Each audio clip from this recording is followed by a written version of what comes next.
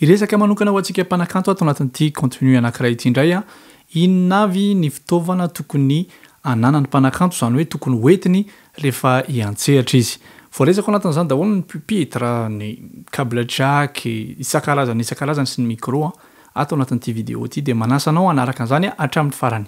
Isika rehetra dia samy mahafantatra an'ireny musicien ireny satria izy dia manana ny fitaovany indrindra fa ny mpitendry gitara dia mazava ho azy fa ny instrument dia hoentiny ny gitarany sy ny fitaovana rehetra ahafahana mitendry ny gitarany hatramin'ny songle zany hatramin'ny seza raha mila te hipetraka izy ary ny câble jack rehetra izay ampiasainy mpandrapitsatohany any amin'ity na any amin'ny ampli.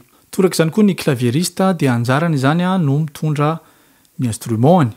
Raha te hitendry anankiroa izy dia anjarany no mitondra anankiroa ny pied izay ametrahany ny fitaovany dia izy ihany koa no mitondra azy na anankifiry zany na anankifiry. Raha te hipetraka izy dia sahala tanteraka ny amin'ny mpitendry gitara izy no mitondra ny seza hipetrahany. Ary izao tsy azo adino ny câble jack zany hoe ny câble TRS izay tsatohan'ny mpitendry clavier makany amin'ny DI dia anjarany ny mpitendry clavier ny mitondra an'iny fa tsy anjarany sono izany akory. Ho an'ny mpihira kosa tsy voatery hitondra micro akory izy satria efa misy micro par défaut izay efa mipetraka eo fa raha toa ka misy micro spécial ho azy zany hoe tena tsara kokoa ny kalitaony na hoe fanaraka kokoa amin'ny feony dia afaka mitondra micro izy.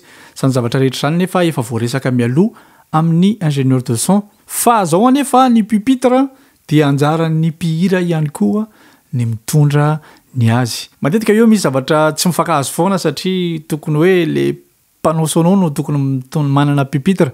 Tsy marina izay zavatra satria io pupitre io ianao no mila azy manokana, ianao no tsy maintsy mila manana pupitre. Zany nefa tsy midika hoe ny mpanao sono tsy tokony hitondra pupitre intsony izay fanarahana mety foana fa tsy obligatoire ny ananan'ny sonorisateur ny pupitre. Eny fa hatramin'ny pose gitara zany hoe ny mpiana gitara dia tsy voatery hoentin'ny sonorisateur zany fa ianao tompona gitara no mitondra ny piano.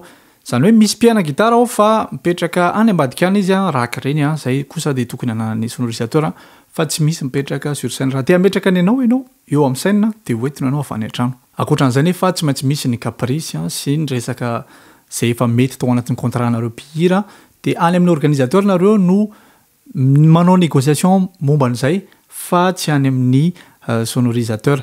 Raha ohatra ka hoe tianareo hisy prise na téléphone sur scène dia zany zavatra zany tsy anjaran'ny sonorisateur no manao an'izany satria ny prise eo efa spécifique ho an'ny fitaovana izay tokony hipetraka eo. Ho an'ireo instrument avant tahaka ny sax, trombone, trompette misy foana micro izay mipetraka par défaut tahaka ny MD 421 na ny SM57 mipetraka eo fa ireny dia mipetraka amin'ny pied. Ka raha tianao ny sady andendehanao na mihetsiketsika anao zany sady mitsoka ka tianao azy foana dia anjaranao indray ny mitondra micro contact na micro cravate mifanaraka amin'ilay instrument anao. Tahaka an'izany koa ny violon sy ny sisa izay instrument rehetrarehetra mety hihetsiketsika zany dia anjaranao ny manomana an'izay raha tsy efa voaresaka mialoha kosa nefany amin'ny ingénieur de son. Ie dia zay le izy ry zareo mino fa azonareo le izy raha toka zany ka any antsehatra zany nareo vao mitady an'ireo zavatra ireo ka tsy manana ny sonorisateur